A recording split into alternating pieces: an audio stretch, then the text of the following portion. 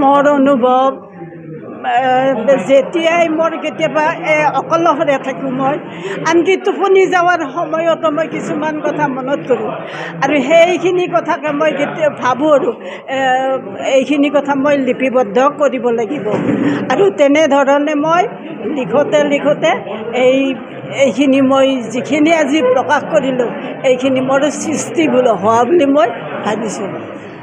এই দুখন কিতাপ দুখনেদি আপুনি কি মূল বিষয়বস্তুৰ ওপৰত গুৰুত্ব জ্ঞাপন কৰিছিল? মই মাতৃৰ ওপৰত যে আমাৰ মাতৃসকলে যে বৰ্তমান কিছুমান হেৰিত আছে আৰু শোষণ অৱস্থাত আছে সেই বিষয়ে লিখিছোঁ। এই তেখেতে ক'লে যে সাহিত্যবাদ বা বাঁহৰ ওপৰত লিখিছোঁ, পৰিৱেশৰ ওপৰত পৰিৱেশ আমাৰ হেৰি স্বচ্ছতা নোহোৱা হৈছে পৰিৱেশত আৰু এই পৰিৱেশ স্বচ্ছতা নোহোৱাৰ মূল কাৰণ আমি ব্যক্তি বুলি ভাবোঁ। ব্যক্তিসকলে আমাৰ পৰিৱেশ আমি নিজে আমাৰ পৰিৱেশবিলাক কি কৰিছোঁ ধ্বংস কৰিছোঁ। য'তে ত'তে পলিথিনৰ বেগবিলাক আমি পেলাইছোঁ, জাবৰ জোঁথৰবিলাক আমি নিষ্কাশন নকৰি আমি ৰাস্তাত পুখুৰীত বা ড্ৰেইনত আমি পেলাই আমি কি কৰিছোঁ আমাৰ প্ৰদূষণ আমি নিজেই বৃদ্ধি কৰিছোঁ। এইখিনিৰ ওপৰত মোৰ লিখা হৈছে। আৰু যুৱচামৰ মাজত সাহিত্য চৰ্চা তথা কিতাপ পঢ়াৰ প্ৰতি চৰ্চা বা ধাউতি কমি গৈছে, এই ক্ষেত্ৰত আপুনি যুৱচামক কি বাৰ্তা দিব উৎসাহিত কৰাৰ ক্ষেত্ৰত কিতাপ পঢ়াৰ? যুৱচামক মই অনুৰোধ জনাব বিচাৰোঁ যে বৰ্তমান পৰিস্থিতিত আমাৰ যি জীৱনৰ সংকটময় অৱস্থা এটা আহি পৰিছে, ৰাজনীতিৰ ক্ষেত্ৰত হওক, পৰিৱেশৰ ক্ষেত্ৰত হওক, সামাজিক ক্ষেত্ৰতে হওক, এই সকলো ক্ষেত্ৰৰ বিষয়ে যুৱচাম সচেতন নহ'লে আমি নিশ্চয় মৃত্যুৰ গৰাহত আগবাঢ়ি যাব লাগিব আৰু সেইটো ৰক্ষা কৰাৰ কাৰণে যুৱচামে এই আমাৰ যিটো মাধ্যম ছ'চিয়েল মাধ্যম এই মাধ্যমতকৈ আমাৰ পঢ়া শুনাত বেছি গুৰুত্ব আৰোপ কৰিব লাগিব। তেতিয়াহে আমাৰ মানসিক উৎকৰ্ষ সাধন হ'ব আৰু মানসিক উৎকৰ্ষ সাধনে আমাৰ যুৱচামৰ এই প্ৰচেষ্টাই কি কৰিব সমাজক নতুন অৱস্থা এটাত উপনীত হ'বৰ কাৰণে নিশ্চয় সহায় কৰিব। আগন্তুক দিনত আৰু কি বিষয়ৰ ওপৰত আপুনি লিখিম বা কেনেকুৱা? মই কবিতা লিখিছোঁ, মই খেলৰ ওপৰতো লিখিছোঁ, তাৰপিছতে মই আৰ্টৰ বিষয়ে এই আৰ্ট আমাৰ যিটো কলাৰ ওপৰত লিখা হৈছে, তাৰপিছতে পুৰণা স্মৃতি কিছুমানৰ ওপৰত লিখা হৈছে, সামাজিক যিটো বাতাৱৰণ তাৰ ওপৰত লিখিছোঁ, তাৰপিছতে আধ্যাত্মিক দিশত গুৰু শিষ্যৰ যিটো মিলন সেই মিলনৰ ওপৰত মই লিখি এই উদাহৰণ এটা দাঙি ধৰিছোঁ। অৰ্জুন আৰু শ্ৰীকৃষ্ণৰ এই উদাহৰণেৰে মই গুৰু শিষ্যৰ যিটো অমোঘ অস্ত্ৰৰ নিচিনা সম্বন্ধ আছে সেই সম্বন্ধটোৰ কথা মই আলোচনা কৰিছোঁ মোৰ কবিতাৰ মাজেৰে। আৰু জীৱন সম্পৰ্কীয় মই এটা কথা লিখিছোঁ, শিপাৰ সন্ধানত। শিপাৰ সন্ধান বিচাৰি আমি ক'ত যাম, কাৰ লগত আমাৰ কাৰ কি মিলন আছে এই সম্পৰ্কীয় মই তাত লিখা হৈছে। আৰু আমাৰ অসমীয়া সংস্কৃতিৰ প্ৰধান উৎস হ'ল আমাৰ গামোচা, এই গামোচাৰ ওপৰতো মই এটা কবিতা লিখা হ'ল। ধন্যবাদ। আজি কামৰূপ জিলাৰ পলাশবাৰী ৰাজচক্ৰৰ সৰপাৰা হাইস্কুলত বৃহত্তৰ সৰপাৰা অঞ্চলৰ এগৰাকী অৱসৰী শিক্ষয়িত্ৰী বিশিষ্ট লেখিকা প্ৰতিভা দাসৰ দুখনকৈ গ্ৰন্থ কবিতা আৰু প্ৰবন্ধ বিষয়ক শুভ উন্মোচন কৰা হয়। পৰাগজ্যোতি প্ৰকাশনৰ দ্বাৰা প্ৰকাশিত আৰু পৰাগজ্যোতি প্ৰকাশন উদ্যোগত আয়োজিত এই অনুষ্ঠানত পলাশবাৰী ৰাজচক্ৰৰ চক্ৰ বিষয়া ডক্টৰ অংকিতা শৰ্মা, বিশিষ্ট পণ্ডিত ডক্টৰ দিলছ লক্ষীন্দৰ সিংহ, বিশিষ্ট সাহিত্যিক ভাষাবিদ লিখুতী মজুমদাৰ, প্ৰাক্তন আৰক্ষী অধীক্ষক নিমাই চন্দ্ৰ ঘোষ, অসম সাহিত্য সভাৰ সম্পাদক ডক্টৰ সঞ্জীৱ কুমাৰ শৰ্মা, বিশিষ্ট অসমীয়া আৰু হিন্দী সাহিত্যৰ কবি কিশোৰ কুমাৰ জৈন, অখিল ভাৰতীয় প্ৰাথমিক সংঘৰ কাৰ্যকৰী সভাপতি ৰাতুল চন্দ্ৰ গোস্বামী উপস্থিত আছিল। আটাইয়ে হাতে হাত ধৰি এই দুয়োখন গ্ৰন্থ শুভ উন্মোচন কৰে। আমি পৰাগজ্যোতি প্ৰকাশনে ইতিমধ্যে 2000ৰো অধিক গ্ৰন্থ প্ৰকাশ কৰি অসমীয়া লগতে উত্তৰ পূৰ্বাঞ্চলৰ ভিন ভিন ভাষাৰ গ্ৰন্থ প্ৰকাশ কৰি উলিয়াইছোঁ।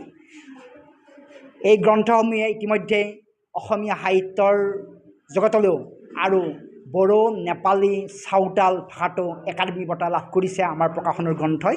আশা কৰিম নতুন প্ৰজন্মই গ্ৰন্থ অধ্যয়ন কৰক, গ্ৰন্থৰ মাজতে লুকাই থাকে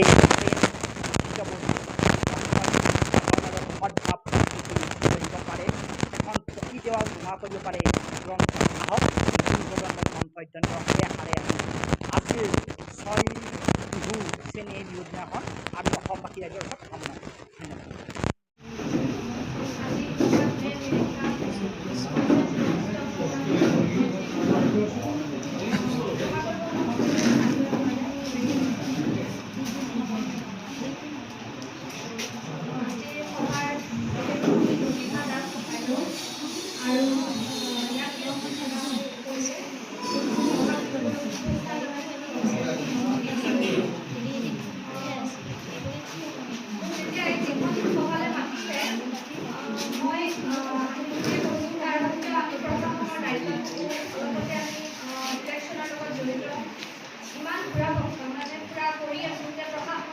বেলেগ কিবা এটা নাহি পেলাই আমাৰ ভাল লাগে।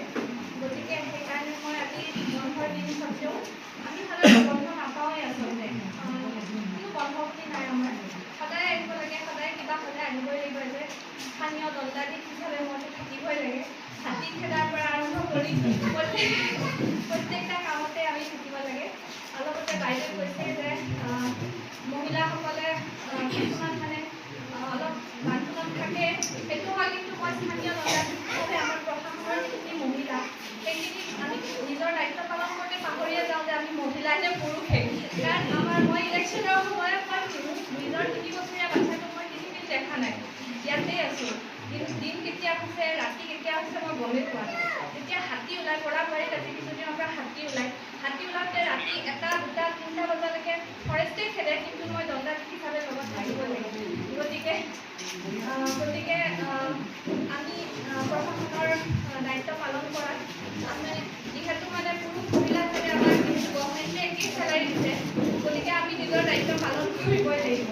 কিন্তু প্ৰশাসনৰ পৰা ওলাই সেইটো বাইদেৱে ঠিকে কৈছে, কিছুমান ক্ষেত্ৰত মহিলা হিচাপে মহিলাসকলৰ কিছুমান সামাজিক বান্ধোন থাকে, এইটো নথকা নহয়।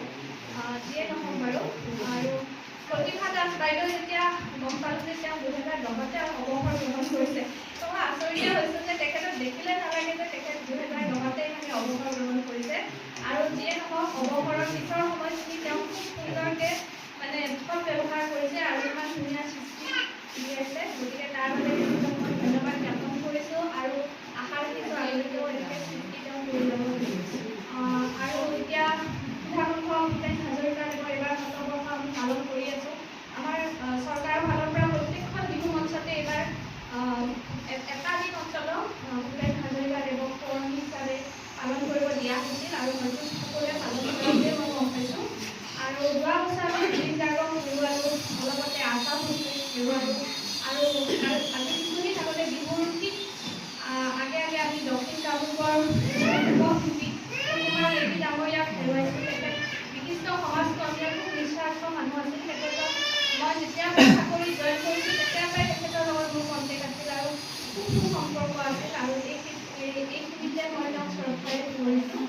গতিকে বিশেষ মই নকওঁ, আৰু আছে ব্যক্তিসকল, গণ্যমান্য ব্যক্তিসকল, তেখেতসকলৰ ওপৰত মই আগবঢ়াব। গতিকে সকলোকে মই বহাগ বিহুৰ শুভেচ্ছা জনাইছোঁ আৰু ধন্যবাদ।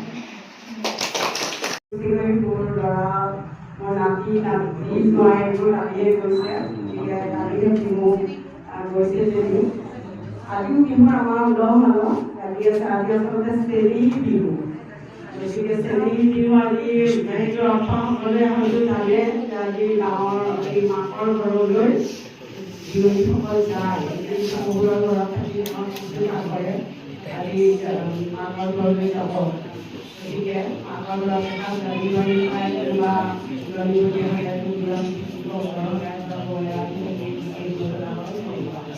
গতিকে এই বিহুৰ পয়োভৰৰ মাজতে ইয়াত আমাৰ যি গ্ৰন্থ অনুষ্ঠানী